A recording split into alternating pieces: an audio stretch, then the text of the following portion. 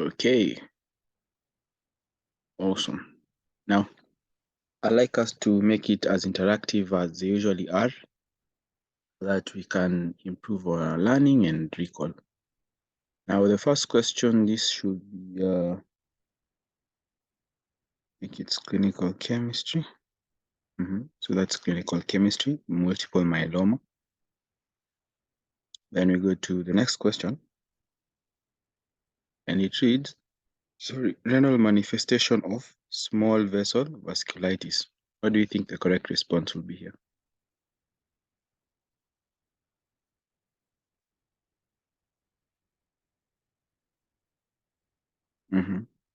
We can type our answers in the chat box, and we attempt to answer. D, someone says thrombotic microangiopathy. Any other tries?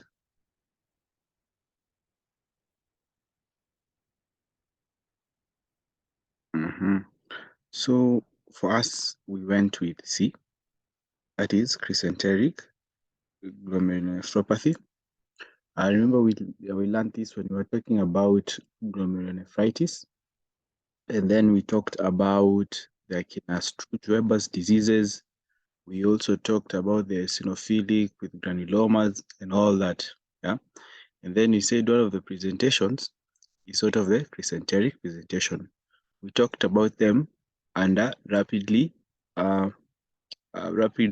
progressing glomerulonephritis. And then we mentioned the type 1s and the type 2s and the type 3s. And then after that, we discussed and said that one of their clinical or telltale presentations are the crysenteric glomerulonephritis. And that's why that was the most appropriate response, according to us.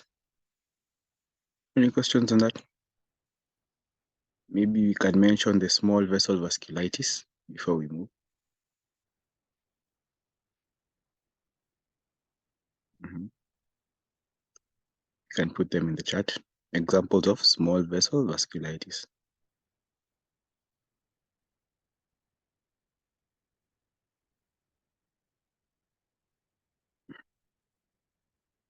Yeah, we've already said the Churg-Strauss, Struge-Weber's, I think, microscopic polyangiitis, yeah, and all those. So we can move to the next one. So there we've said answer is crysenteric glomerulonephritis. Next one is 29. Not a feature of hypertensive heart disease. What would be the most appropriate response for this?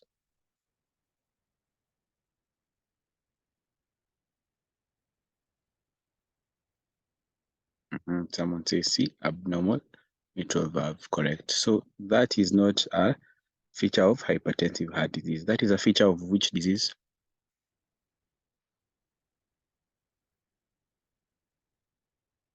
Abnormal mitral valve usually, commonly is an abnormality of which disease? Infective endocarditis, yes, rheumatic heart fever, right? You guys are doing well. Yeah. The next question will be number, skip the number 29.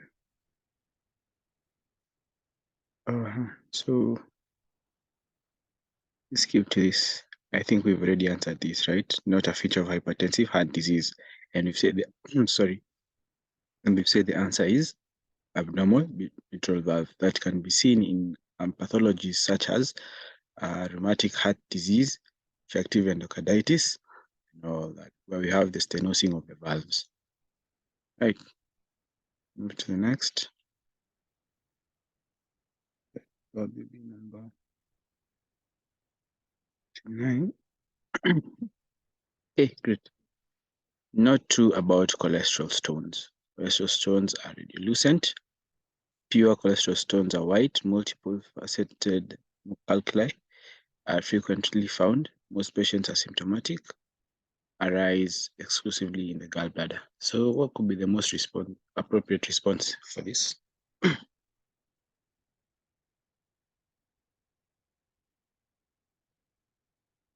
So what is not true of cholesterol stones?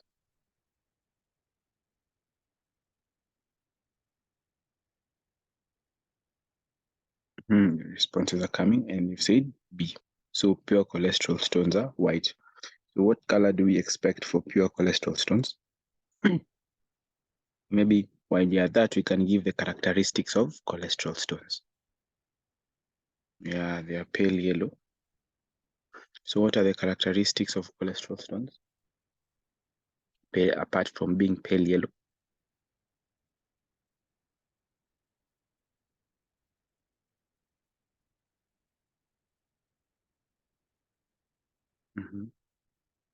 I'm waiting for a few responses.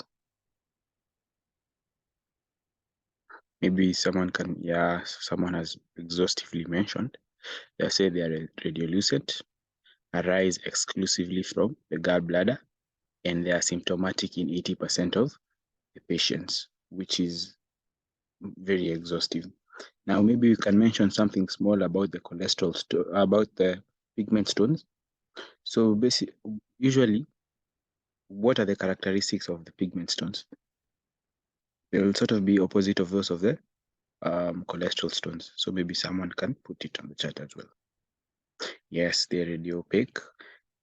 They are made of calcium, and that's why they are radiopaque. For multifaceted, is it pigment or is it cholesterol stones? So for pigment stones, they do crumble easily.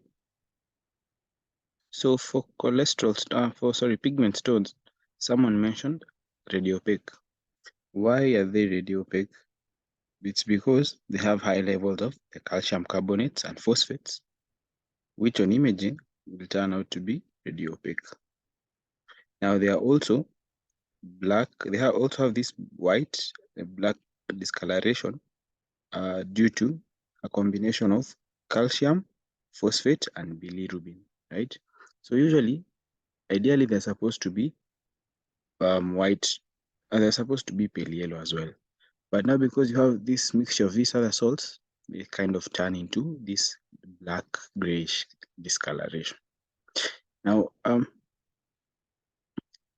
so I hope we've confirmed that multifaceted stones are the ones which are found is a characteristic of um, cholesterol stones and not pigment stones. So usually pigment stones are multiple, rounded, and crumble easily under touch, made of calcium as well.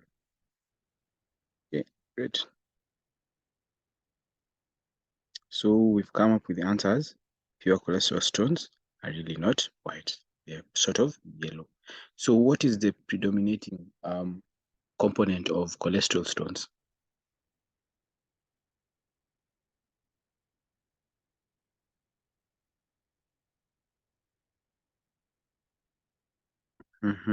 Yeah, bilirubin. So you have a high content of cholesterol, cholesterol monohydrate. So that is what is predominantly found in um, the cholesterol stones. Remember, cholesterol is insoluble in water, and therefore something has to happen so that they become. Sorry, maybe we can start from before and find out why we usually have high levels of cholesterol forming these bile stones. So bile is probably the only way you can excrete excess cholesterol in the body. So what happens? Cholesterol is usually water insoluble, and therefore something has to happen to make it water soluble. And this is when the bile salts and something other thing called lectin secreted by bile cause them to aggregate, and now they become water soluble. When the cholesterol concentrations exceed the solubilizing effect, now if you call this hypersaturation, the cholesterol will no longer be able to dissipate or dissolve and get cleared. And so they gather around a sort of axis, or they gather around point, and then they accumulate to form these solid cholesterol crystals. And now they clog sort of the gallbladder, and you can find them going down the hepatic ducts and causing obstruction and all kinds of pathology. So But for this, we already established the answers. Pure cholesterol stones are white. That is false. It's false. Now, we go to the next question. Highest rates of recurrence of native kidney disease in renal allografts are observed in.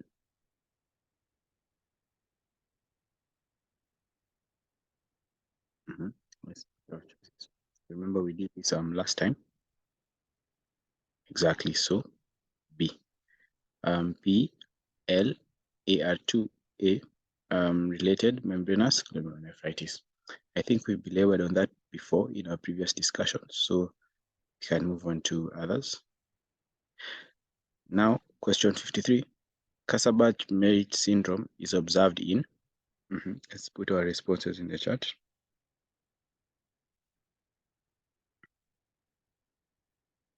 Someone says C, Kaposiform angioma. Anybody with a contrary opinion? Yeah, so I agree.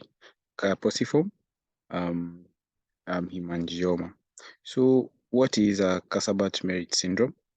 So this is where we have a set of hematological disorders such as profound and sustained thrombocytopenia with profound hypofibrinogenemia and consumptive coagulopathy and elevated D-dimer.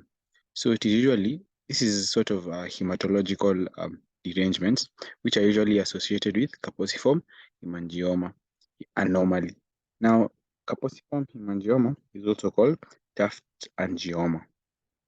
So this is kind of the segment of in a note where we were talking about blood vessel diseases, and these are the ones which are associated with platelet count disorders and hematological disorders. Taft angioma. We can write that in the chat. It's called Taft. So tufted angioma.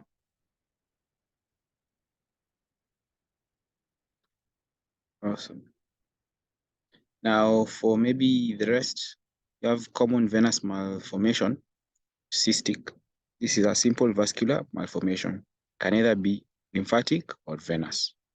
Sponge type lymphatic malformation. This is also a simple vascular malformation. Can also be either lymphatic or venous. Now, for combined common capillary malformation and arteriovenous fistula, this is what we call congenital combined vascular malformation. There where we have quality lesions on endocardial biopsies of the cardiac allograft. So basically these endocardial biopsies of cardiac allograft, it's a procedure used to assess the health of the cardiac allograft, typically following transplantation. So I guess the underlying pathology is, for example, if you have rejection or something, probably these blood vessels won't be able to deliver blood to this organ, which can lead to organ failure after transplant. And so this kind of rejection probably in generating new vascular channels on this transplant organ or this graft is what could be leading to these faulty lesions on the allograft. Okay, so the answer we went with Kaposi, Taft angioma. Any questions on that? Awesome. We can move to the next. That will be number 48. Note an example of transient vaso-occlusive disease. What do we think the correct response will be here?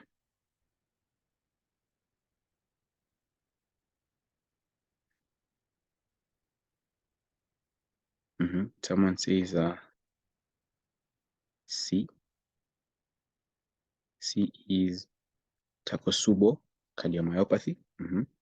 Any other try? Anyone with a contrary opinion? Put it in the chat.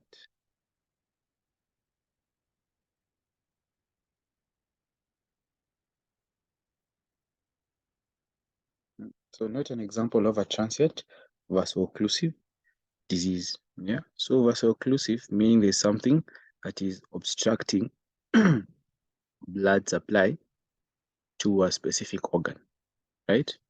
It's something that is blocking passage of blood to a specific organ. Now, maybe we can start by eliminating what is intermittent caudification. Anyone with an idea of what intermittent caudification is?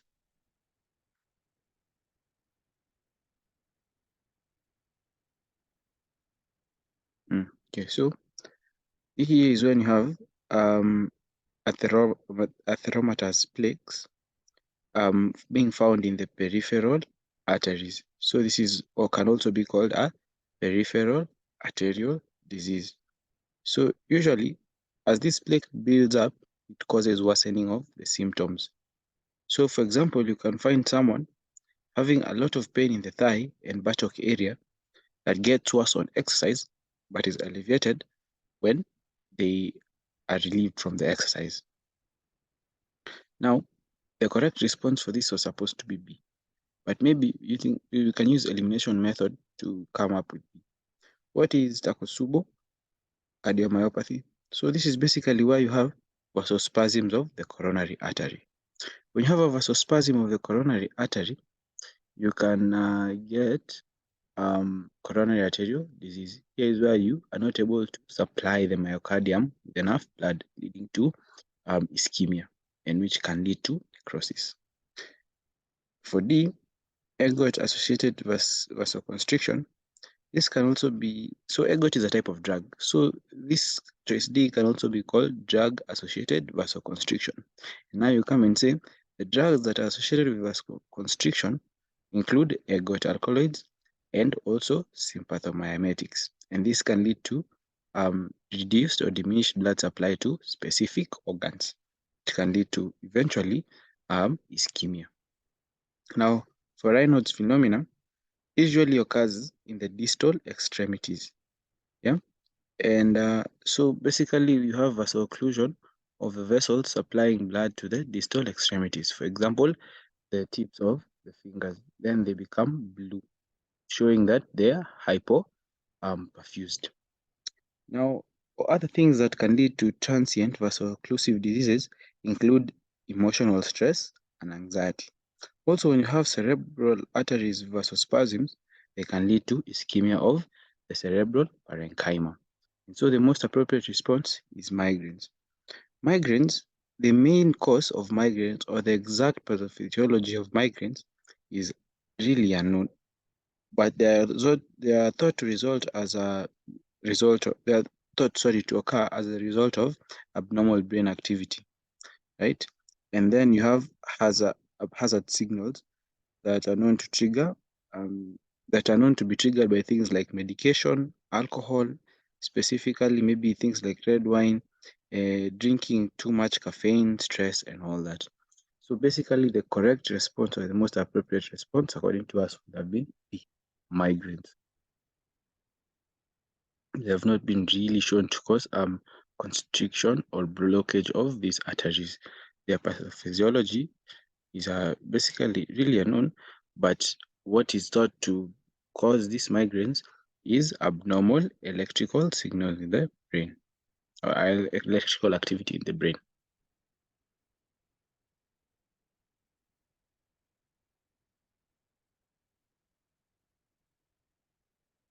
So someone says also in migraines, there is vasoconstriction of meningeal blood vessels. Okay, so I think there's a lot of debate.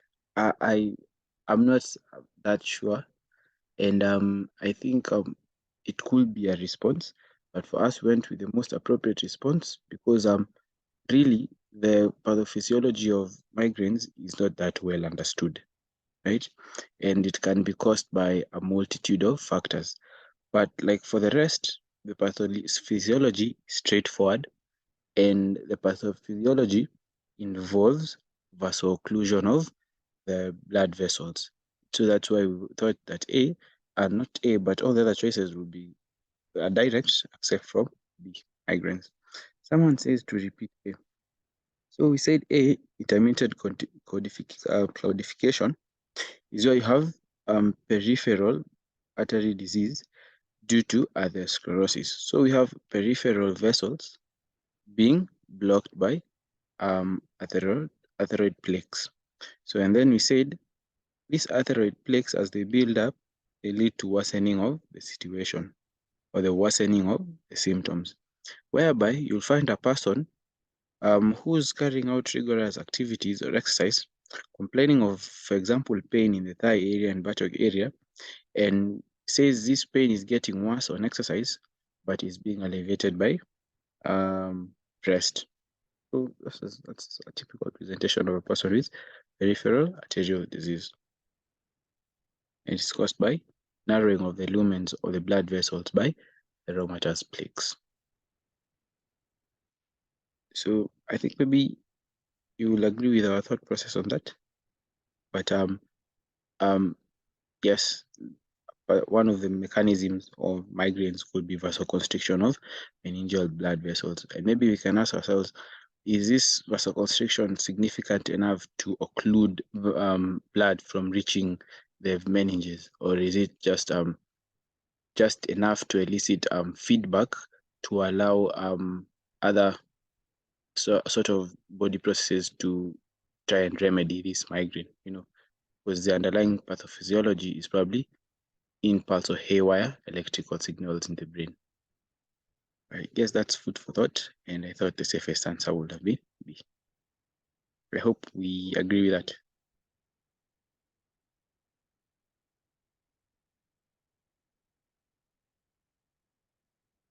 So. Okay, we move to the next one. Be number 46 is hematology. The next question will be number, skip all the ones that are not anatomical pathology. We stick to anatomical pathology. So probably to be number 38. Okay. Now, number 38. The commonest testicular malignancy in young adult males is, let's give this a shot, the chat box.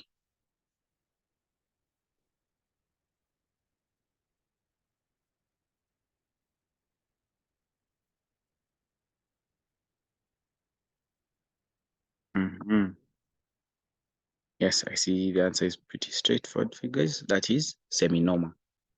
Now, what type of malignancy is a seminoma? How do you classify a seminoma? Is it germ cell tumor? Yeah. Is it probably yes, so it is a germ cell tumor. Now, maybe we can try and eliminate the others, right? So seminoma is a germ cell tumor, and other germ cell tumors other than seminoma include embryonal carcinoma, teratoma, yolk sac tumors, and choriocarcinoma. However, of note is that in males, this is the United States classification. In the European literature, they lump all these into teratomas. Yeah, all the other non-seminoma germ cell tumors will be just classified under teratomas in the UK literature. Now, for embryonal carcinomas, here you'll have immature primitive cells that may produce gland-like structures, and they'll appear as a hemorrhagic mass with necrosis. Also, you can have, when you have radiation, when you try to irradiate these tumors, what is most likely to happen, or what has commonly been seen, they tend to differentiate into other germ cell type tumors, such as teratomas. Therefore, radiation is not really advised for this type of tumor, the embryonal carcinomas. Also, they'll cause you to have an increase in alpha fetoprotein and beta HCG. Now, for the rhabdomyosarcoma, I think this is a skeletal muscular issue or tumor. And then you have teratoma. Here you'll have mature fetal tissue from either one or two of the germ cells. And now here is the catch. In males, mostly it's malignant and aggressive. But in the females, it tends not to be malignant. Also, the teratoma might be diagnosed biochemically by increasing alpha fetoproteins or using the markers. It causes a rise in the biomarkers alpha fetoprotein and beta HCG. Now, for Leydig cell tumors, these are the most common stromal cell tumor. Other stromal cell tumors include Sertoli tumors. Now, of note for these stromal cell tumors, when you get them as males, they tend to present with things like gynecomastia.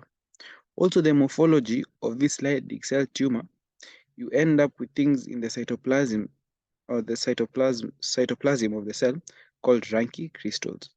And so these Ranke crystals, which look sort of rhomboid and needle-like, they are classical morphologic picture of Leydig cell tumors. Also, these Leydig cell tumors tend to mostly occur in two peaks. That is in children between the age of 5 to 10 and in adults between the age of 30 to 40.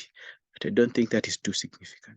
I think the most important thing to know about these stromal cell tumors, especially the Leydig and the Sertoli, is that they may present with gynecomastia, especially in the males, right? And also for the Leydig cells, the cytoplasm, you get this Ranke crystal appearance. But for us, our question, the most common testicular malignancy are in young adult males is seminoma, which is an equivalent for which type of malignancy in the females. Let's try that in the chat. So if I were to equate the seminoma to a female malignancy, what will I equate it to? Yes, I will equate it to the dysgerminoma. Kind of one and the same thing. I hope the question was clear. And if there's any question, maybe you can put in the chat as we move to the next.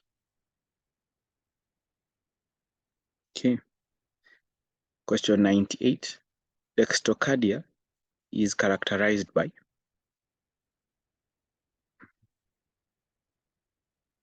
The responses in the chat.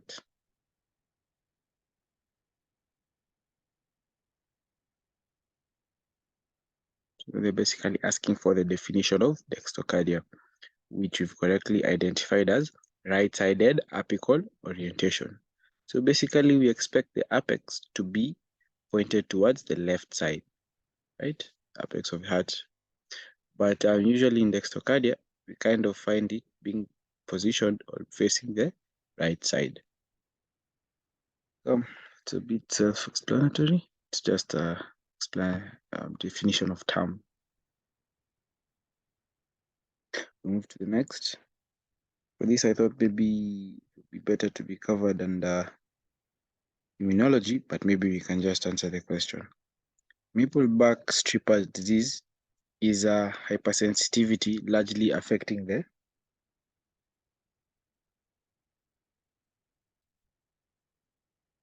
Awesome. The lungs, correct. I won't belabor too much on that. I think clinical chemistry cover that. Okay, we move to the next. The next question will be number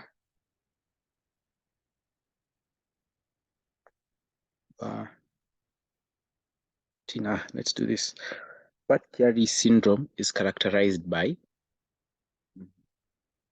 Let's try this one. Awesome. Quick answer. I agree with the responses. Inferior vena cava thrombosis with hepatic vein obstruction. So maybe for the ones who got a bit stuck on this, what is Budd-Chiari syndrome? So for Budd-Chiari syndrome, you have obstruction or the blockage of hepatic veins. Now, for the blood supply of the liver, remember, the liver will get blood from number one, The main branch may be from the hepatic artery, which comes from which has some connection, maybe I think it is a celiac branch from the aorta. The first part, bifurcation, the celiac bifurcation from the aorta, and which will bifurcate again and become the hepatic artery and supply the liver with blood. And then number two, blood supply of the liver is that comes from the intestine through the hepatic portal vein. But now the blood that is leaving the liver sort of leaving through one place, that is the hepatic vein. And then it will go and enter use the superior vena cava, right? So the obstruction or the pathology in bad Chiari is when you have obstructed emptying of the liver. What I mean is you're not able to get blood outside of the liver, right? So when you have something blocking either the hepatic vein, which is helping to empty the liver, or the superior vena cava, which is connected or which the hepatic vein sort of drains into so that they can drain into the heart. If you have anything blocking those two things or those two channels, you'll have problem with emptying the liver or emptying the blood that is coming from the liver. And what do we expect to happen? There will be a buildup of pressure within the liver. And this buildup of pressure will sort of affect the functioning of the liver. If left untreated, this bad Chiari syndrome over time will cause damage of the liver, which will eventually lead to liver failure. And that is the pathophysiology of bad Chiari. And so you see, that's why we went to the answer D, inferior vena cava thrombosis, right? So there's something that is blocking blood that is this blood that should be initially shunted into the heart, right? So there's a blockage. So this can be traced back to the hepatic vein, which can now be traced back to the liver, right? Now the liver becomes overloaded and it fails to work. So that's why the answer is inferior vena cava thrombosis with hepatic vein obstruction. So is that clear? I hope you've at least understood bad Chiari better. Just the basics of bad Chiari. So someone is asking, why is B wrong? A mediastinal mass with a superior vena cava obstruction. So maybe someone can check where the hepatic artery drains. Is it the inferior vena cava or the superior vena cava? Because maybe the superior vena cava drains things from the chest upwards, and inferior vena cava drains things from the chest downwards. So maybe that would be a point of confusion. I said the hepatic artery drains into the superior vena cava, so maybe that was inferior vena cava, right?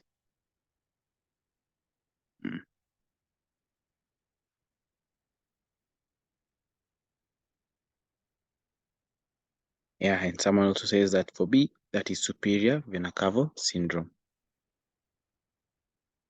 So thank you for the save. Great, so that is inferior vena cava thrombosis with hepatic vein obstruction. So basically the pathology in bad Chiari syndrome is hepatic vein obstruction. Move to the next one. Any more questions on that one before we leave? Sawa. True of compensated heart disease. Put our responses in the chat box.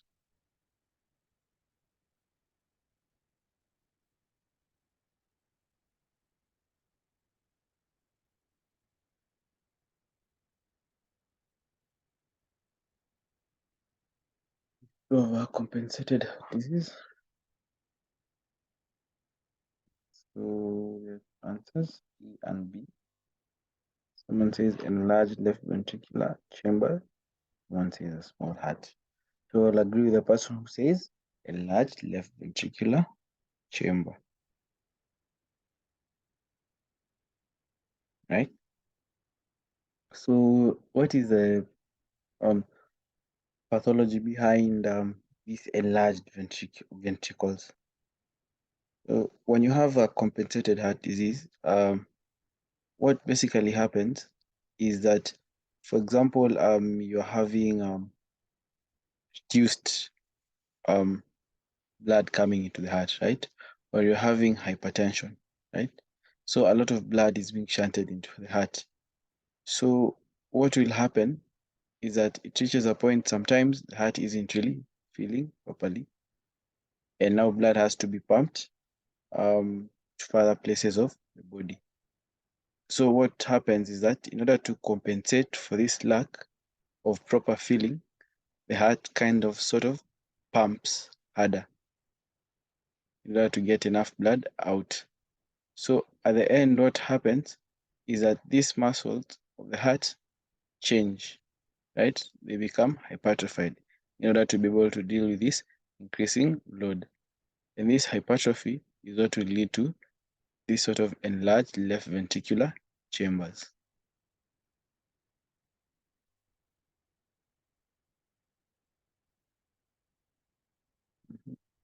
So for the dilated right atrial chamber, this can be due to restrictive cardiomyopathy. So for restrictive cardiomyopathy, we have blood isn't really entering well in the right in the atria, and this type of cardiomyopathy, I think um I'm forgetting. There are three types of basically cardiomyopathies. So I think there's arithmetic, restrictive, and dilated and hypertrophied cardiomyopathy. So I think maybe we should refresh that. It's not very clear for me as well, but the correct response here will be enlarged left ventricular chambers. Unless there's someone who knows how to explain them really clearly, maybe they can explain them here in the chat.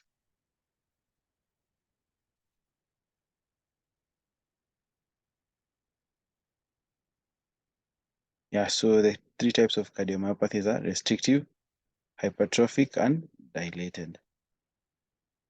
Yeah. But one of the common things that is seen in all of them is this markedly enlarged ventricles, specifically the left ventricular chambers, because of the kind of pressure load that these ventricles are being exposed to. Now, for enlarged right ventricle, this will mostly be seen in cor pulmonale, where you have pulmonary diseases or problems with the chest, like scoliosis and or fractures in the ribs and all that. So basically, for right ventricular hypertrophy, this has to do with things associated with probably I would say the lungs, so pulmonary, specifically pulmonary diseases, the COPDs. Now, for a small heart, it's contrary to what we'll expect. We'll expect cardiomegaly. We'll expect a big heart because there is more, there is pressure load has increased, right? So the heart, sorry, is doing more work than it should. And usually as it does more work, right, it will acquire sort of, don't know how to call them mutations, but it will acquire changes, right? Adaptive changes. And some of these adaptive changes will include, usually, I think for the heart, you really don't get increase in number of cells. So you don't get hyperplasia. For things like heart, you get hypertrophy. So the cells become bigger, larger, so that they can be able to accommodate this increased demand.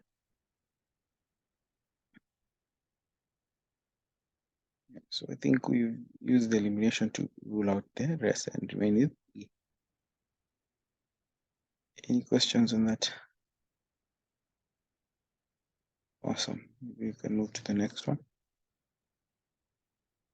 That would be number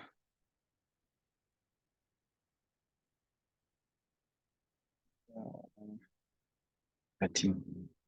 Genetic mutations not associated with hypertrophic cardiomyopathy. Let's put our answers in the chat box.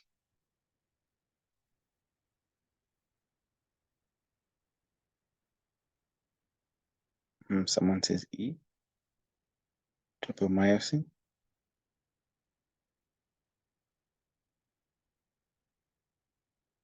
Anyone with a contrary opinion?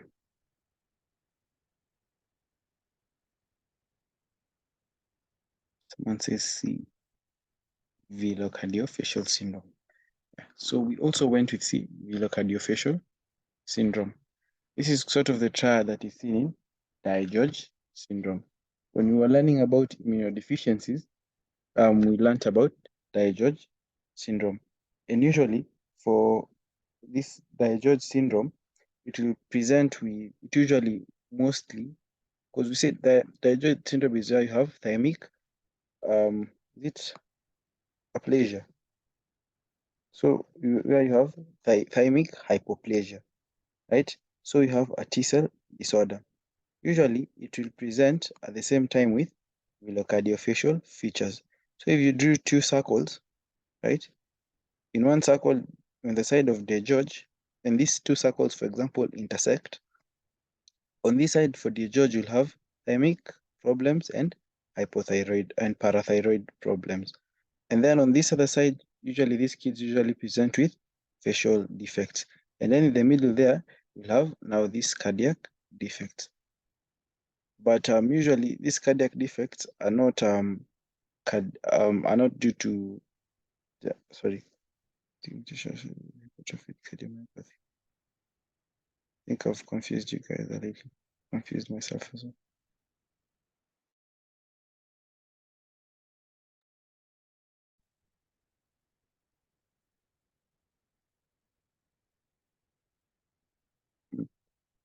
Yeah, so I'm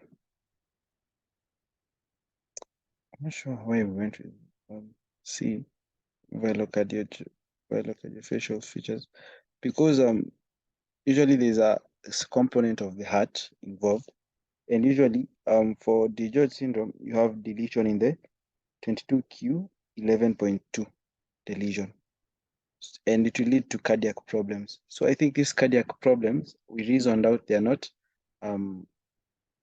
it does not lead to hypertrophy. But I don't think we really mentioned the type of congenital heart defects. Just give me a minute. Okay, I've remembered. So basically, for velocardiofacial syndrome, the cardiac component will be things like truncus, arteriosus, and tetralogy of Fallot. They won't be basically hypertrophic. They will be sort of this congenital. They'll have this congenital component. It is truncus arteriosus and tetralogy of Fallot. And that's why we went with C, velocardiofacial syndrome. Sorry for the mix-up. So basically, children with Digeorge will present with velocardiofacial syndrome. And in between Digeorge and velocardiofacial syndrome, what is sort of linking them, there is this cardiac pathology. And this cardiac pathology most likely present as truncus arteriosus and tetralogy of Fallot. Hope now it's a bit clearer. Sorry for mixing you guys up.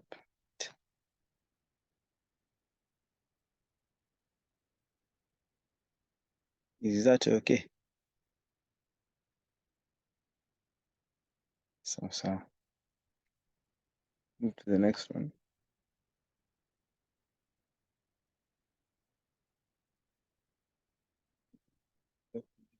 Number 63. Type 2 myocardial infarction occurs due to which of the following coronary arterial diseases? Put our correct responses in the chat.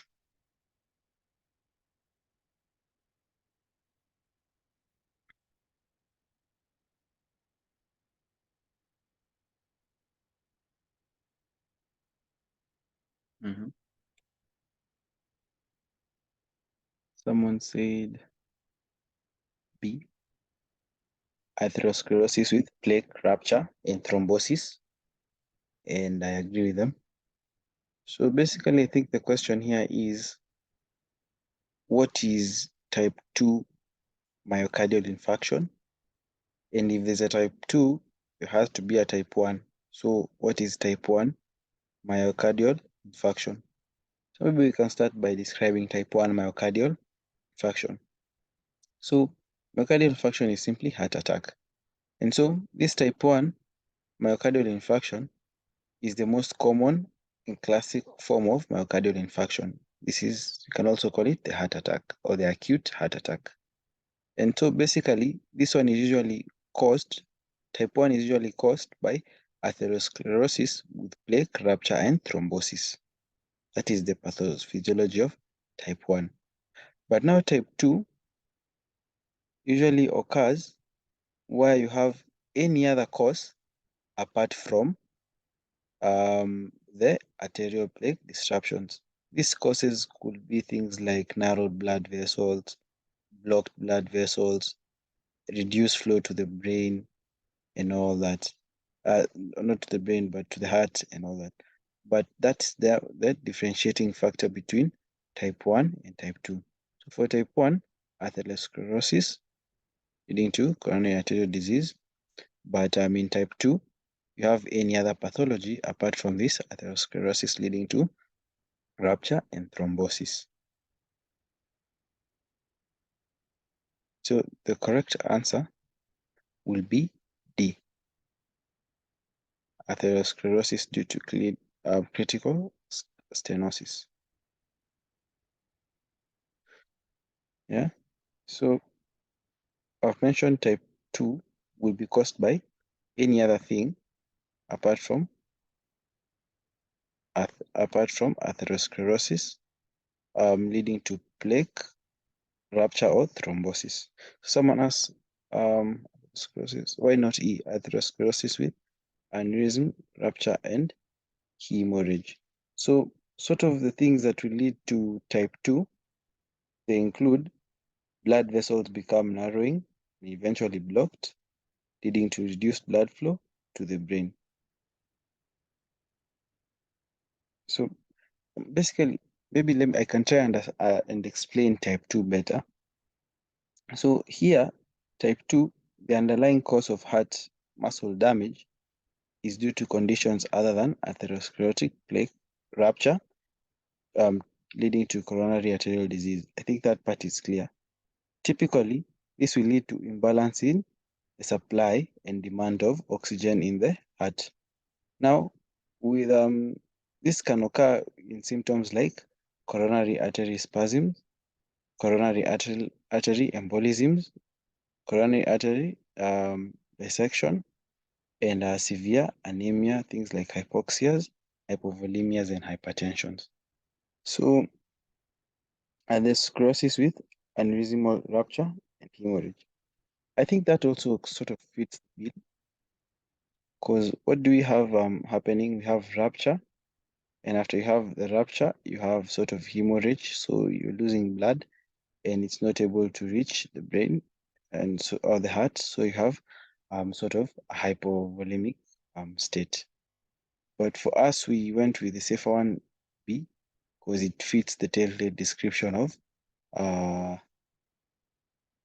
the type 2, where you have one of the most common causes being coronary arterial spasm, which leads to stenosis.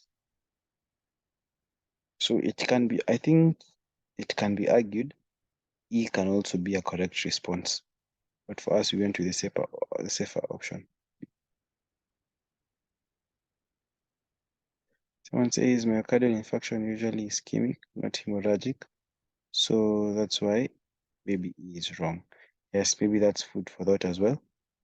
So they've said myocardial infarction will lead to ischemia, usually ischemic and not hemorrhagic. So thank you for that. So I hope you all see our thought process behind us picking D as the most appropriate response.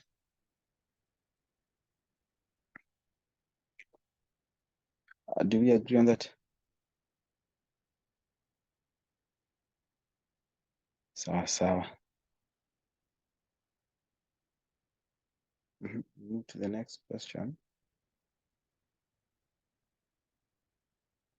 That would be number number 9. Okay. Note an example of ANCA-associated vasculitis. Let's put our responses in the chat.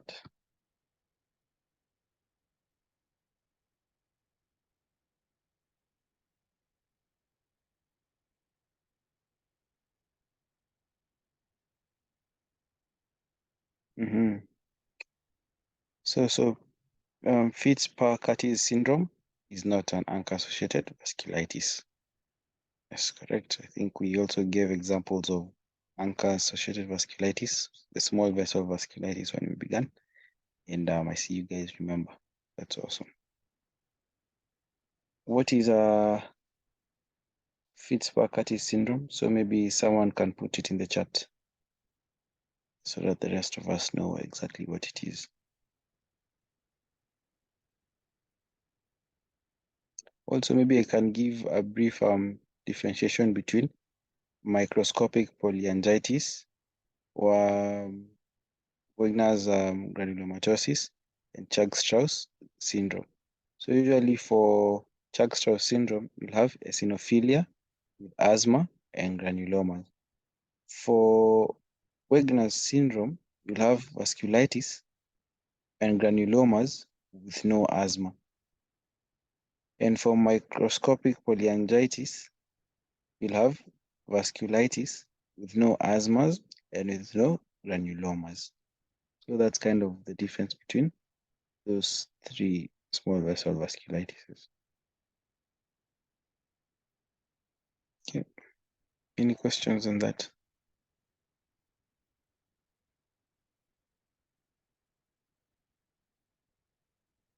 So move to the next. The least common presenting feature of acute leukemia is?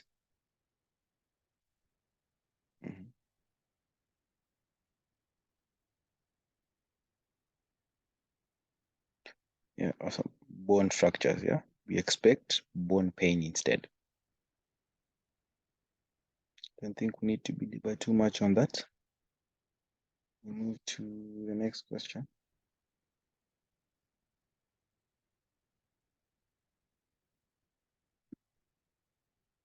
Question 66. Note a morphologic feature of acute pancreatitis.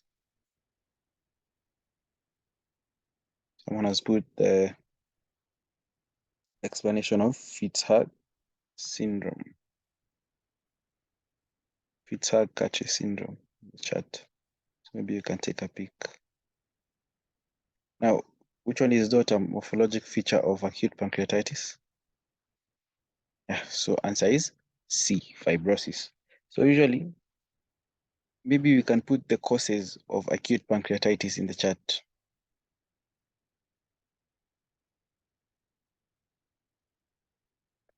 Yeah, so someone says fibrosis is for chronic. I agree. Now, let's mention some of the causes of acute pancreatitis. Maybe 2 or 3.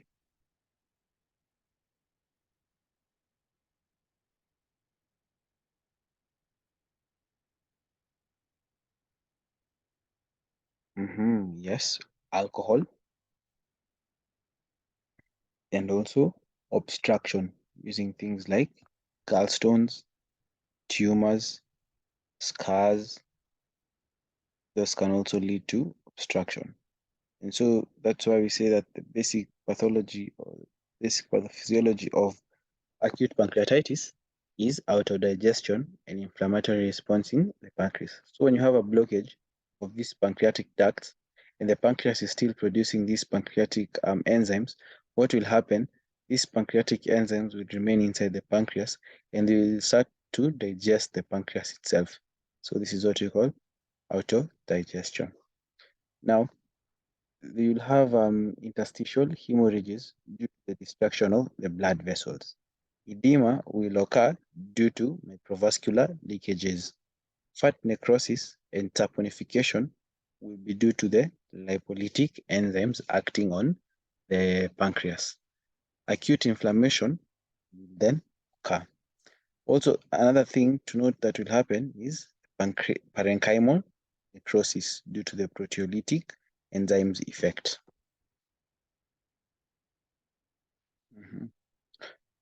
Sawa. Any questions on that? I think we can move to the next. Not associated with neonatal intestinal obstruction.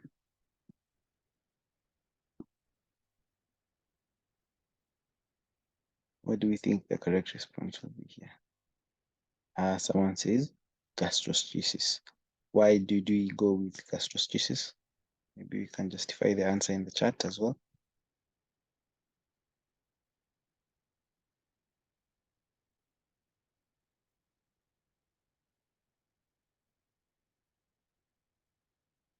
Yeah, because gastroschisis is a defect in the anterior abdominal wall lateral to the umbilicus, whereby you have intestinal contents herniating outside, right?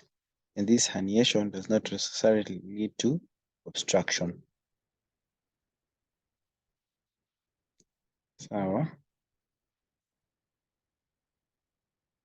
Yes, so it is an abdominal ventral wall defect.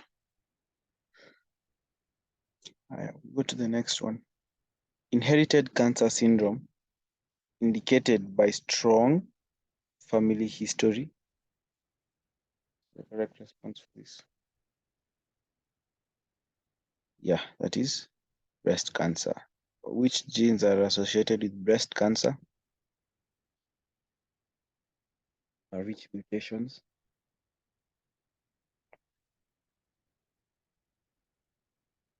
The BRCA1 and BRCA2. Okay, awesome. Move to the next. Chronic granuloma represents an attempt by the body to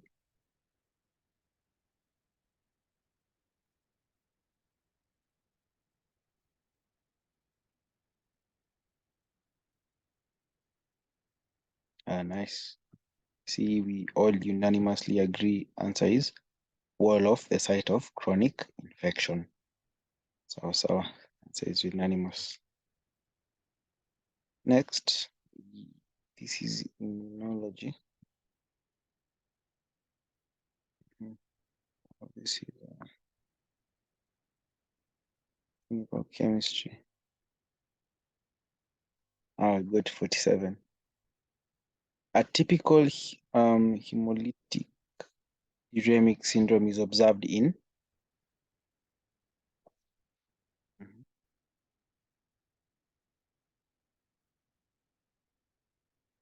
it's unanimous. Preeclampsia with HELP syndrome. I think we did this last time. So for the Adam TS13, that is for TTP. The rest produced by I'm sorry. So for D is the classical hemolytic uremic syndrome, right? And then for toxigenic strains of Shigella, they'll produce bacillary dysentery. The answer was unanimous for this. In the breakdown of red blood cells, bilirubin is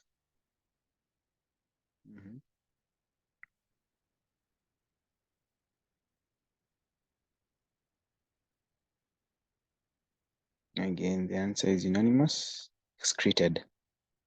Correct. So once you break down red blood cells, you get the heme component and the globin component, right? So the heme component kind of has the iron and all that, and the globin component has these bile salts, the bilirubin and biliverdin.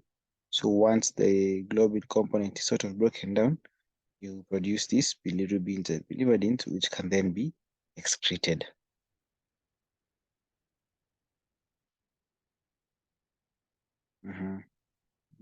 This clinical chemistry. Major Duke criteria for endocarditis. What is the most appropriate response for that?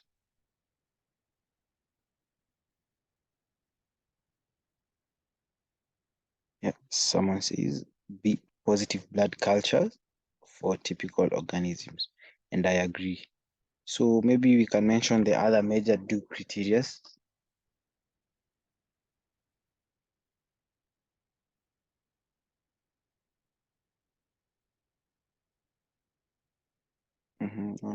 We have Sydenham's Korea. Another, that's correct. Another major Duke's criteria. Apart from the positive cultures and the Sydenham's Korea. Remember the erythema marginatum and the carditis, migratory polyarthritis as well. Great. How about the minor criteria?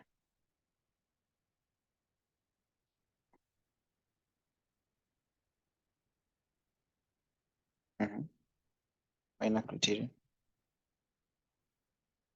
Awesome. We have fever, arthralgia, common recurring, strep, Osler's Roth, spots. Also, we have gene lesions, right? Predisposing heart conditions or IV drug users as well. So basically, this is part of collaborating history. So when you're looking at the history, you can confirm for those minor criteria to help you diagnose. So, go to the next. Select the false result. The antinuclear antibody ANA. What is the false result there?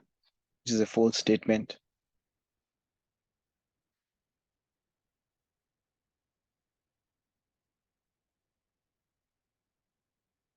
Yes, so is always indicative of SLE. Remember, ANA can indicate many other connective tissue pathologies, it's not specific for SLE. So my question is, if you want to confirm SLE, what other tests can you do?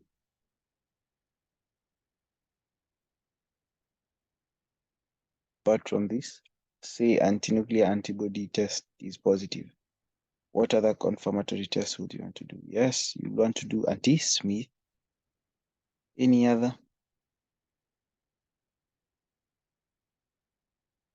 And also anti-double-stranded DNA.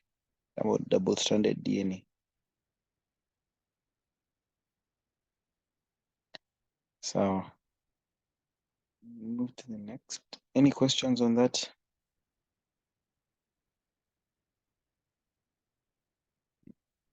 To the next.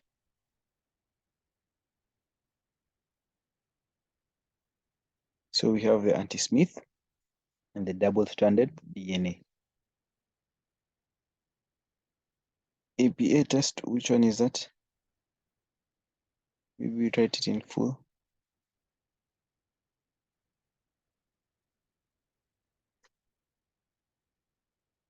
Any other questions? We'll move to the next one.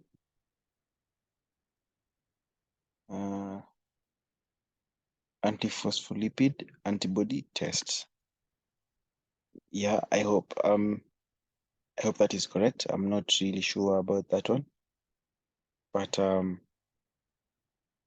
if you're sure, then I have no reason to doubt. Awesome. So someone has confirmed it first. Antiphospholipid antibody test can also be used to diagnose SLE. Thank you so much for that as well. A Semenya complex is characterized by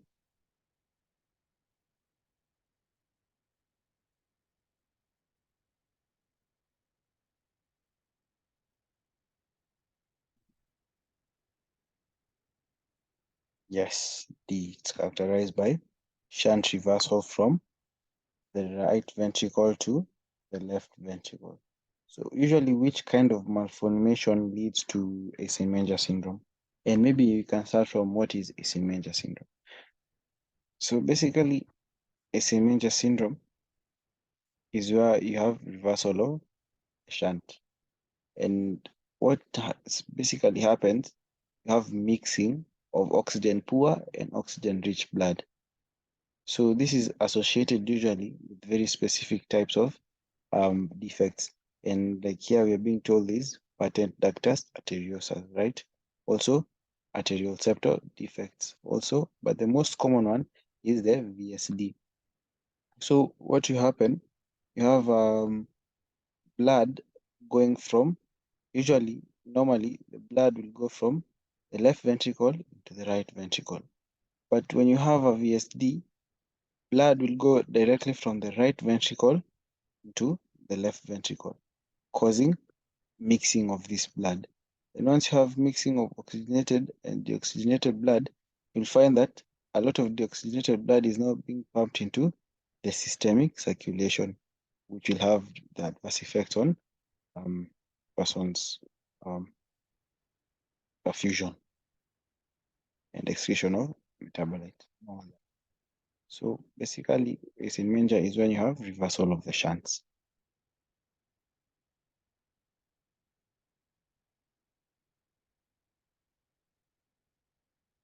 Any question on that? So let's move to the next.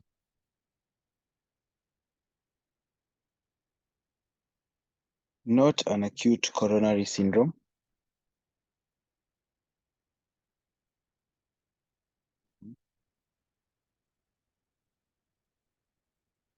The stable angina.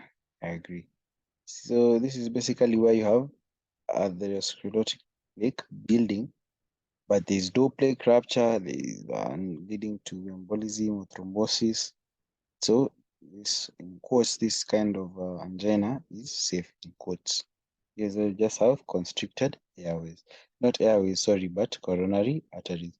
So blood is actually reaching the myocardium, but it's reaching in insufficient amounts, in reduced amounts, which causes the myocardium to sort of strain.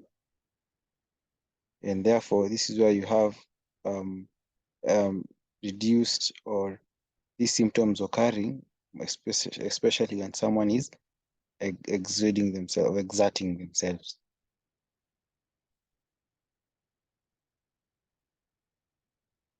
Questions on that? There are no questions. We can move to the next one.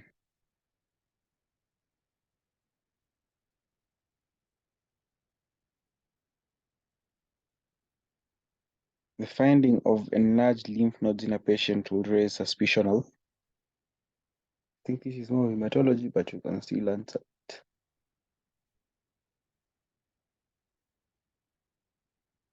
Correct. So to raise suspicion of lymphoma. I agree.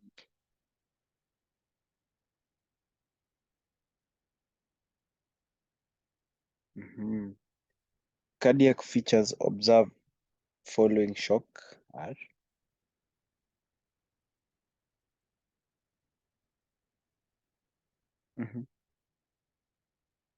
Maybe we can put the responses in the chat. What are the cardiac features you observe following shock?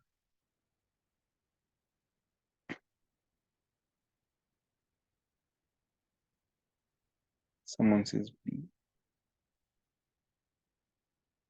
So that is mitochondrial encephalopathy, lactic acidosis, and stroke-like episodes, and myoclonic epilepsy with rhabdoid fibers syndrome. Anyone with a contrary opinion?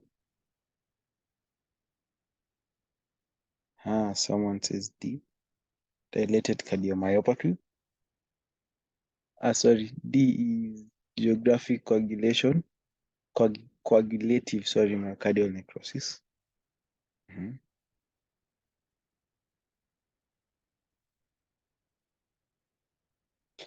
So for us, we went with so for us, mostly we argued between choice B and E. So For endocardial fibroelastosis, this is a rare heart condition with primary affects infants and young children and is characterized by abnormal thickening and stiffening of endocardium. This mostly is found in the inner layer of the heart muscle wall, and the condition will result in hearts to not function properly. So from this explanation, you can probably tell it's something that builds up over time. This is also the same thing or the same can apply to choice C, dilated cardiomyopathy. Chronic pressure stress on the heart over long periods of time is what will lead to the heart hypertrophying, right? Or leading to hypertrophy of the heart. So this A and C are sort of chronic complications, right? They build up over time.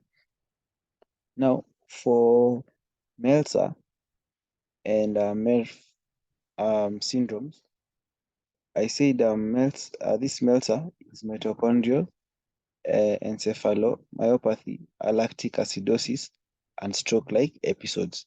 Then the other one is myoclonic epilepsy with rugged red fibers. Both of them are genetic disorders associated with mitochondrial dysfunction, and usually they are characterized by a wide range of symptoms and systemic effects. And they're basically caused by mutation in mitochondrial DNA.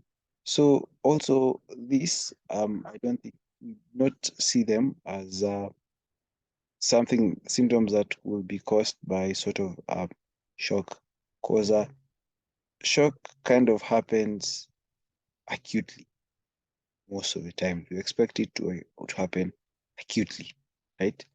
So for example, when you have hypovolemia from loss of blood or loss of too much blood, yeah, you enter hemodynamic shock and all that. So basically for us, we were torn between choice D and choice E. So choice E, this contraction band necrosis is a form of cell injury that occurs in cardiac muscle due to certain acute insults, particularly in the setting of ischemia reperfusion injury. It's a characteristic seen under microscopy, and is often associated with things like heart attack and other related heart conditions. So you see, this E is caused by acute insults, right? Maybe CADs, coronary arterial diseases. So for us, we were really torn between choice D and choice E, and we went with choice E, contraction band necrosis.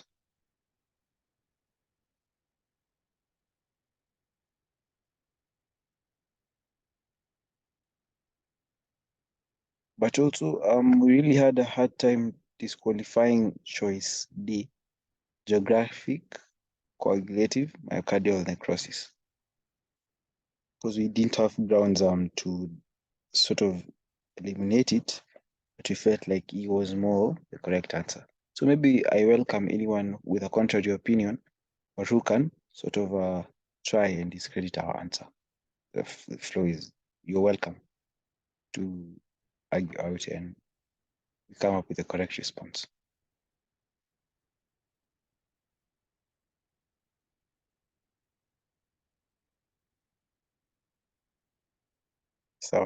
So we can work with that for now. If anything comes up, maybe we'll bring it up in the group. But I hope you're satisfied with the explanation I gave for choice E, why we went with choice E. Because it's basically, these are microscopic features that are observed after acute insults, particularly in the setting of ischemia reperfusion injury. Okay, we'll go to 47. A typical hemolytic uremic syndrome is observed in, I think this we've done, preeclampsia with HELLP syndrome. This is immunology. This looks like more of clinical chemistry. This looks like more of clinical chemistry.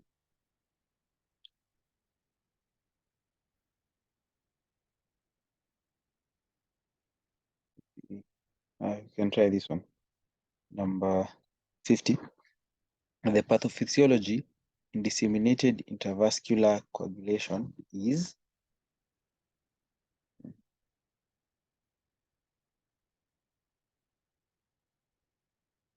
awesome. See, the answer is unanimous. Widespread fibrin deposition in microvasculature with consumption of coagulation factors and fibrinolysis. So usually DIC usually has a sort of duality in its effect. So it consumes these coagulation factors, right?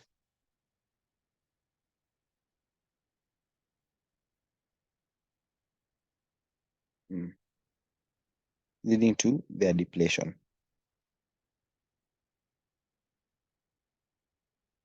Yeah, so A is the most correct explanation or definition of the DIC. Any questions on DIC? Widespread fibrin deposition in microvasculature with consumption of coagulation factors and fibrinolysis. So the way I say it has a duality in its function. So basically, we say it has consumption of coagulation factor. So basically, coagulation factors help the blood to clot, right? And so, the same time as it's helping blood to clot, it's also breaking down clots, what is called fibrinolysis. So this is usually the duality of DIC. At the same time as it's causing clots to form, at the same time it's causing clots to break. No, so that is what is usually interesting about DIC. Questions? So.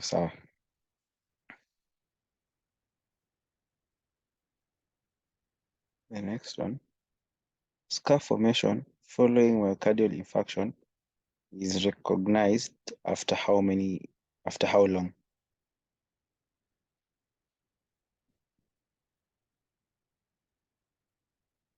Let's put just in the chat. Someone says 4 weeks, and I agree with them. So last time we looked at the gross and microscopic features of myocardial infarction in terms of the time, right? Maybe we can go through them again. So for the gross features, myocardial infarction, less than 12 hours grossly, you'll not notice much. But usually when you use TTC, which is triphenyl tetrazolium chloride stain, you'll sort of notice an infarcted area which will appear to be surrounded by a brick red myocardium. Then after 12 to 24 hours, when you fix this tissue, you'll see a red-blue hue, dark molting. Then after 24 hours, you now start to notice the yellow turn. This yellow turn will have a molting with infarct in the center. Then after 10 to 14 days, you'll have a hyperemic rim going around the infarct. And now outside this hyperemic rim, you'll have the gray, red, unaffected myocardium, or the brick red unaffected myocardium. Then after that, after now the 14 days, which is basically more than 2 weeks, you now get fibrous tissue starting to form. Now for microscopic features, for 4 to 12 hours under light microscopy, you'll see wavy fibers in the peripheral of the infarct. This is what we call myolysis. Then after 2 to 3 days, you'll notice now the inflammatory response start to kick in. You'll notice you have nuclear loss and loss of striations. After 2 to 4 weeks, granulations of the tissue will form. In 6 weeks, you'll have scar formation. So basically, scar formation takes place grossly after 2 weeks, after 14 days. So the correct response here would be choice B.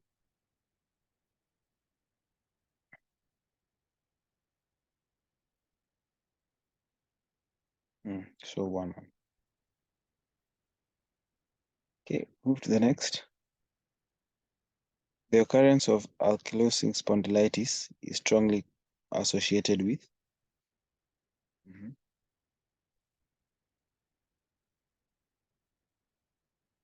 Awesome. So HLA B27.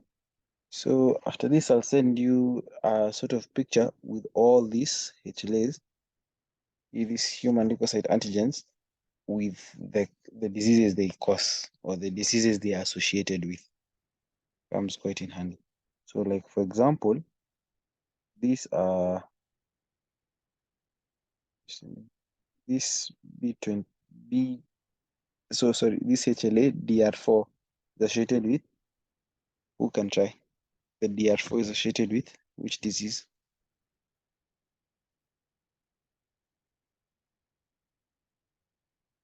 Rheumatoid arthritis. Great. That's awesome. Then how about the DR3? It's associated with? Exactly. SLE. And also which other disease?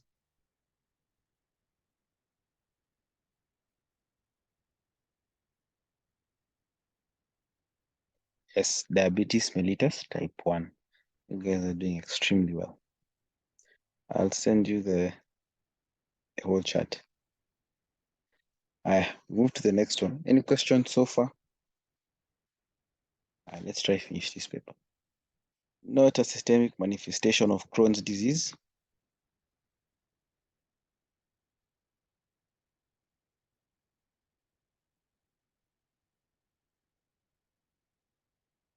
Mhm.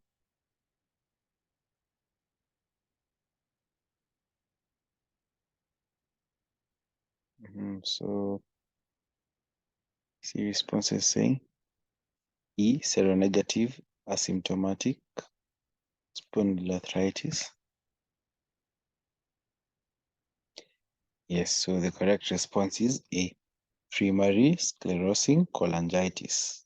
So for primary sclerosing cholangitis, it's usually found in ulcerative colitis and not Crohn's disease. That is yes, exactly. It's found in ulcerative colitis. That one is a bit direct. So maybe you can keep that in mind. Primary sclerosis cholangitis. So this primary sclerosing cholangitis, it's a pathology of which organ?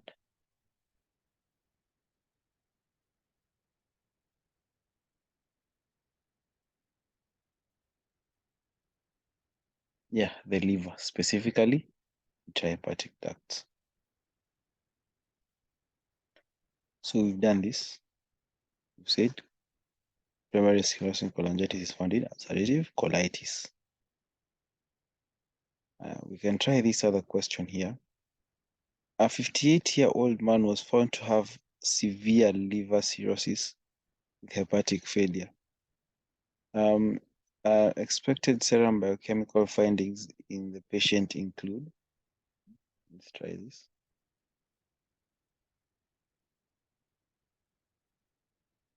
So it's more of a clinical chemistry.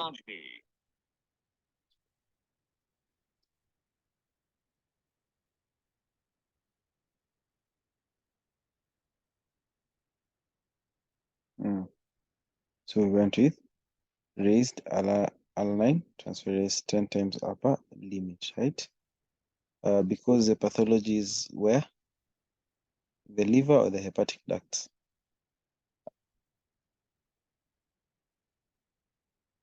Yes, because the pathology is in the liver. So the liver parenchyma cells. Liver parenchyma itself. Okay. or other anatomical. Maybe you can try this one. Not associated with poor wound healing.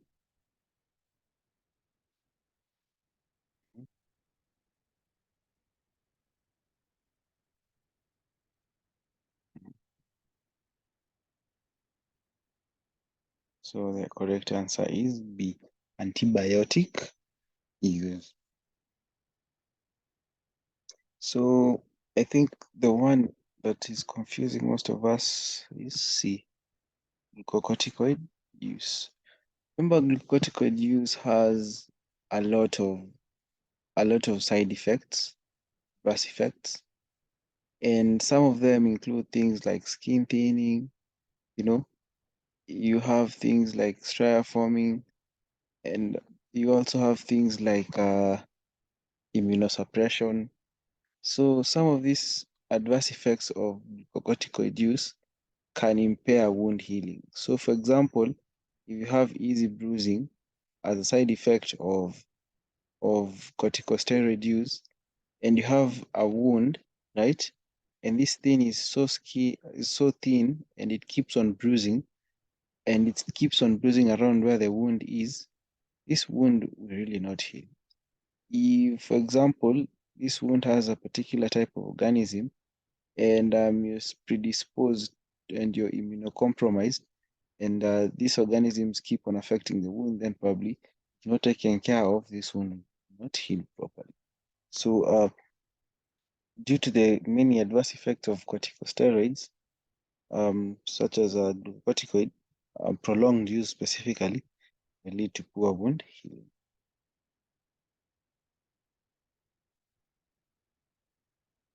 So that's how we reasoned it out. Any question on that? Anyone with a differing opinion?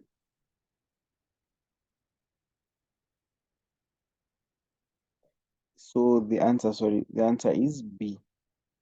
So I saw someone had entered C, and so that's what I was saying, and it can be a confusing choice, but the correct response is B, beef boy.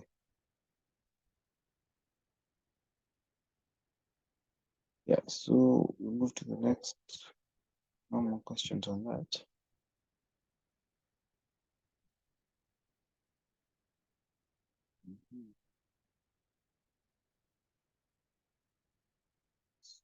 So, next question will be number, or another one, anatomical pathology.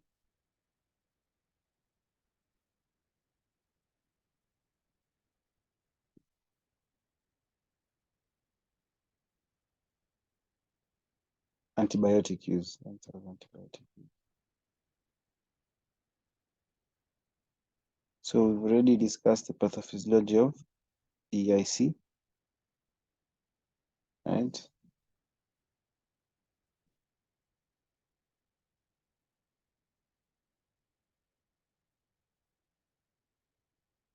Looking for more questions on pathology. Anatomical pathology. Okay, so we can move to 54.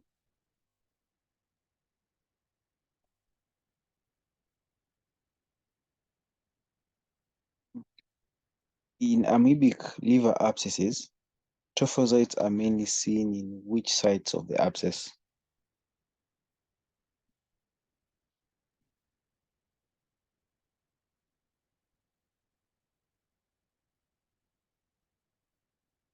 So we have A, in the center and periphery.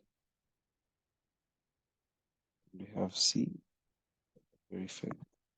So for us, we went with C at the periphery.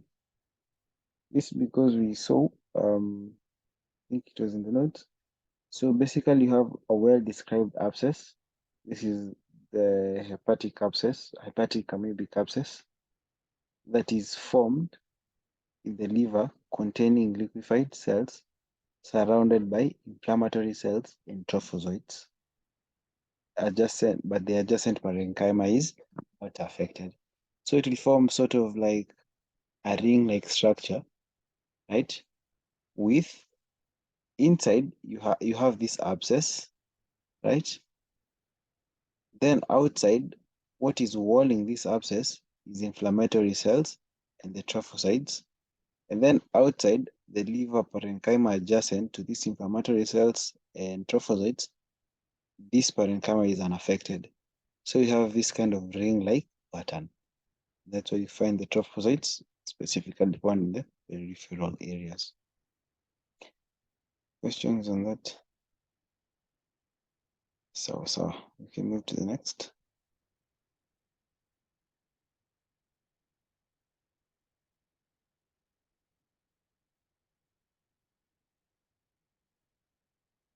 We try this one. Colonization of the upper small intestines by bacteria may lead to bile acid reconjugation. Which of the following symptoms may indicate bacterial overgrowth due to this colonization?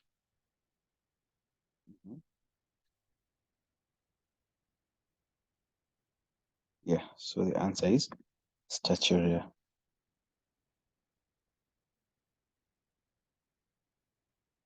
This is sepsis.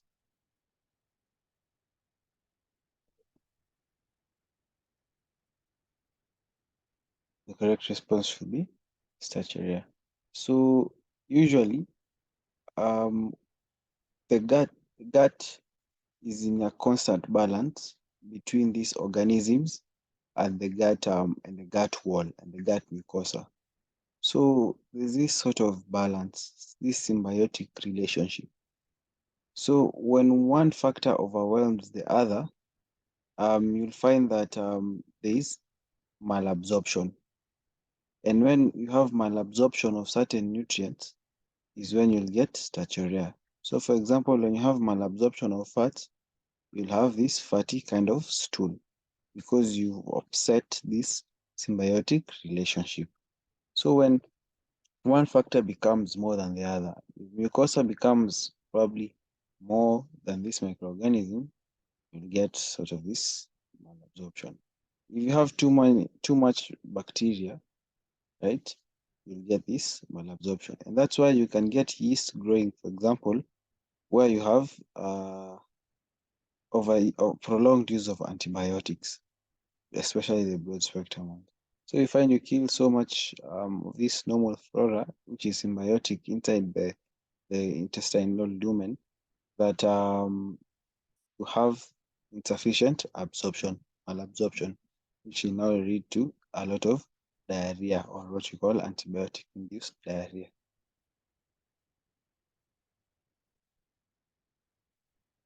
I hope it's a bit more. Yeah. Any question? Awesome. We can move to the next one.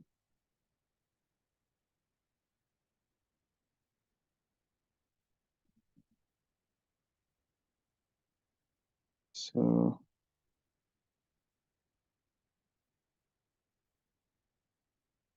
that is either clinical chemistry or not immuno, but hematology.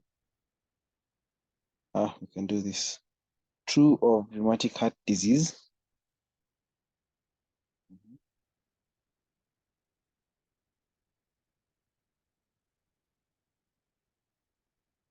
The most appropriate response for this. Someone said immunological disease following streptococcal infection.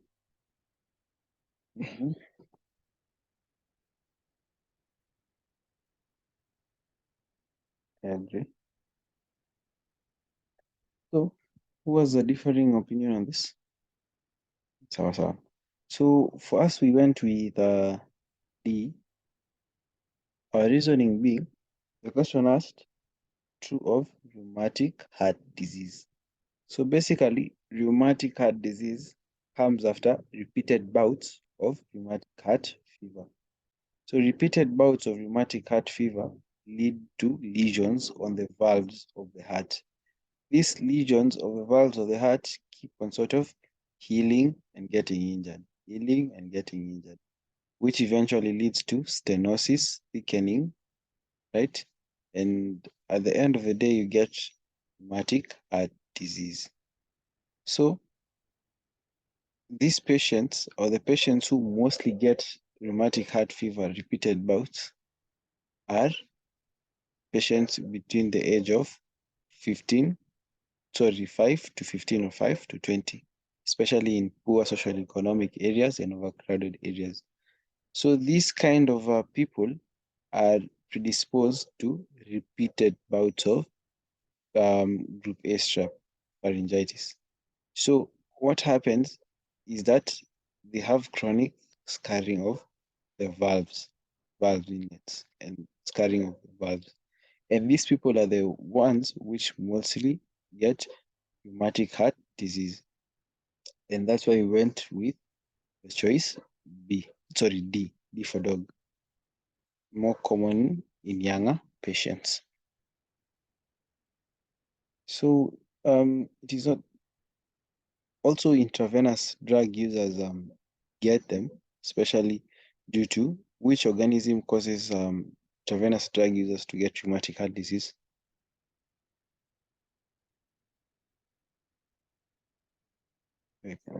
Yeah, so we have Staph aureus. So they do get them, but they're not the commonest population of people who get them. Now, a common cause of myocardial infarction. So it is not very common, but it can occur. So the most common cause of myocardial infarction is the coronary arterial diseases. Present with vegetation on the heart. Well, I guess this could be a presentation, right? But mostly it presents with valvar scarring, right? Mitral regurgitation. All that. So first reason D would be the most appropriate response. Any question on that? Do we agree on D? So move to the next. The most common ventricular septal defects are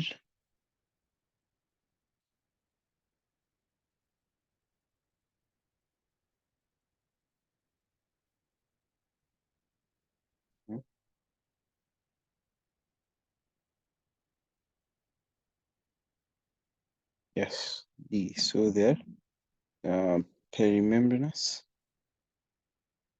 Yeah. So usually you have three parts. Is it 2 or 3 parts of the interventricular septum? So we have the membranous part and the muscular part. And so the one that is more common to VSDs is the membranous part. It's more susceptible to pressures, and therefore, more often than not, you end up getting the VSDs in the membranous part. Okay, next question. All the following statements are true concerning urobilinogen except.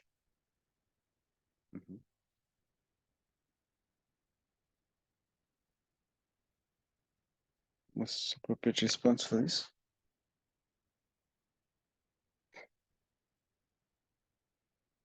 Yes, D. So urinary levels increase in biliary obstruction. So how does this come about?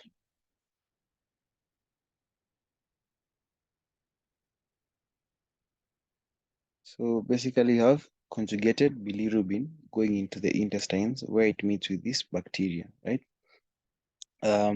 This bacteria turn this conjugated bilirubin into urobilinogen and teicobilin. So when you have blocked ducts, right? These biliary ducts, what will happen? This conjugated bilirubin won't be able to find its way into the intestines. Then it won't be able to be converted into teicobilin and urobilin, and therefore you won't be able to find these levels of urobilinogen being high in the urine, and also you won't find them being high in the feces. because the conjugated bilirubin is not being converted into these other intermediates, the streptobilin and the mivabilin. Let's do that.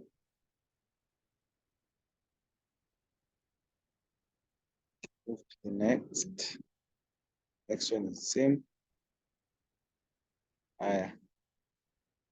57. Meniere's disease is characterized by. Let's look for that. Let's give the responses.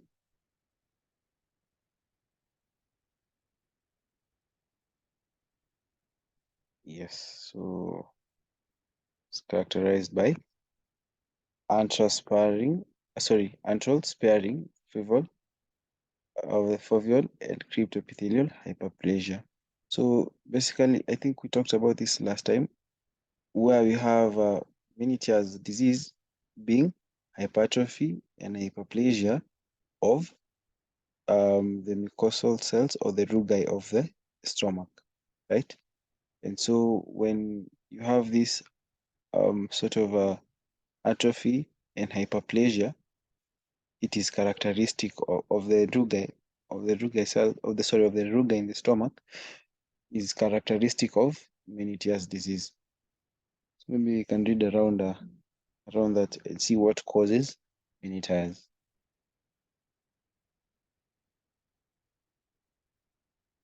But this is just a description question. Maybe you just know the general pathology, which is hypertrophy and hyperplasia of crypt cells.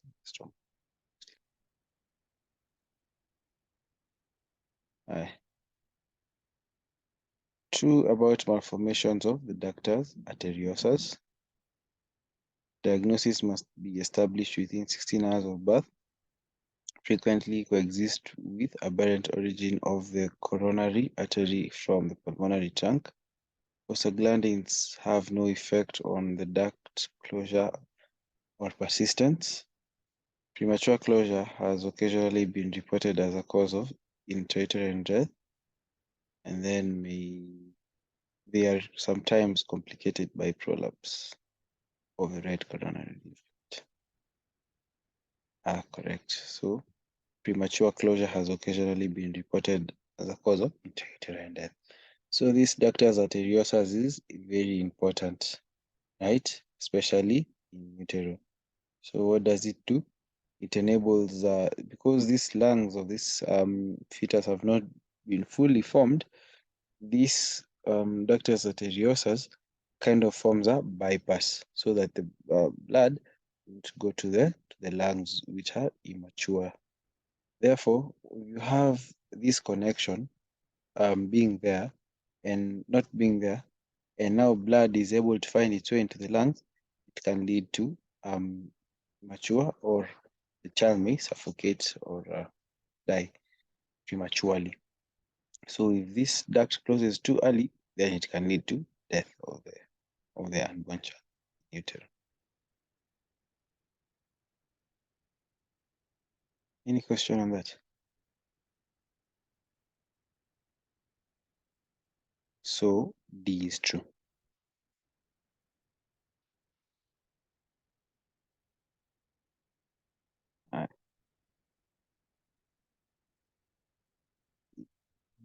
Questions? Go to 45. Not a characteristic, of vascular amyloidosis.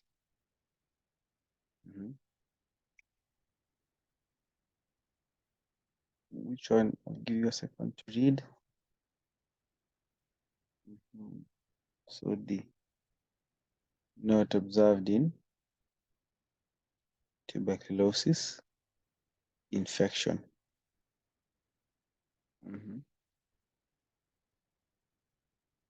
Any other answer contrary to this?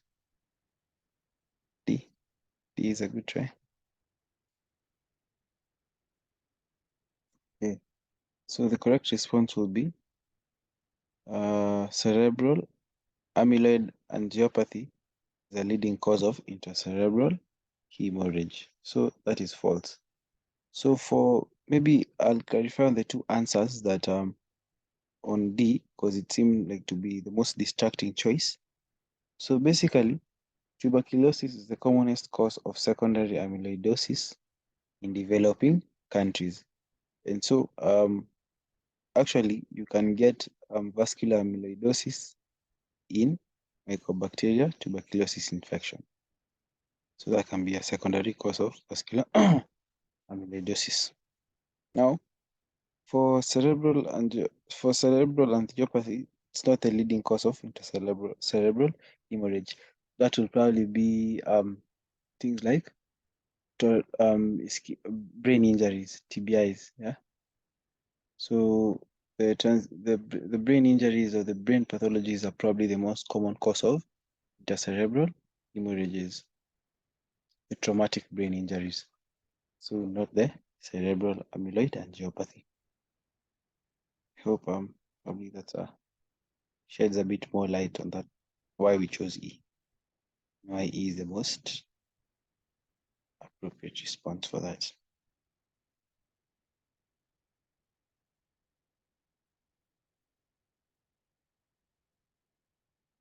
Now, the most common morphologic characteristic of hypertrophic cardiomyopathy is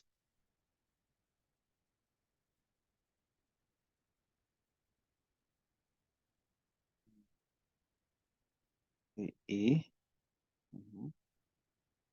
concentric left ventricular hypertrophy.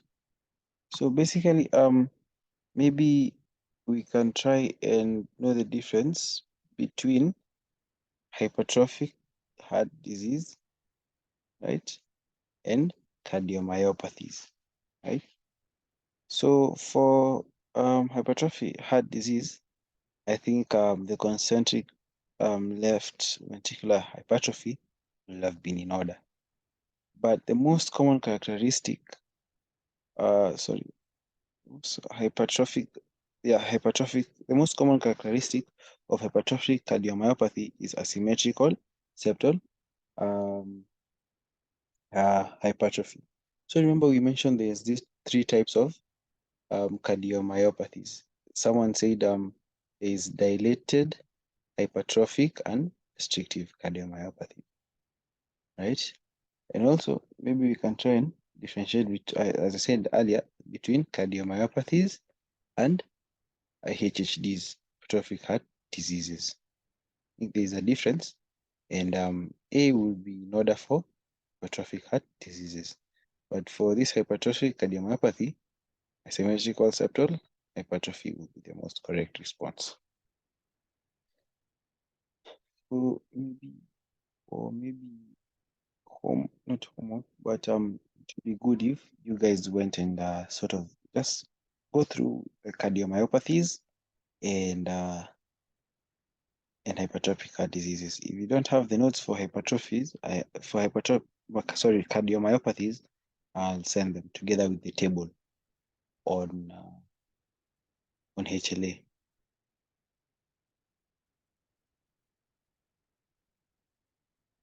And also, I'm being told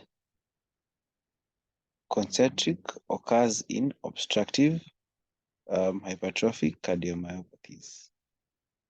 Okay, sawa. So you suggest we take that as the answer? Maybe we can have that discussion now, but I see time in me. Sawa. So the most common presentation, or the most common morphologic characteristic of hypertrophic cardiomyopathy is asymmetrical septal hypertrophy. So B is the best answer. I agree as well. Maybe we can do the last one. The last two, then we go. Malabsorption syndrome due to infectious causes.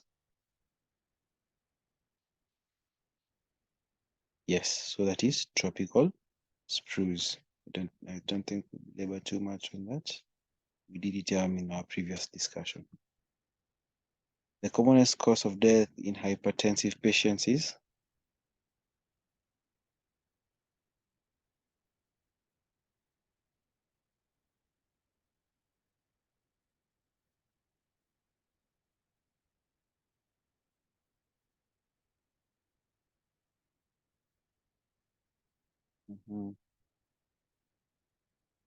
Congestive heart failure. Sawa sawa. I think we can call it a night. Right? Any questions on anything we've done today?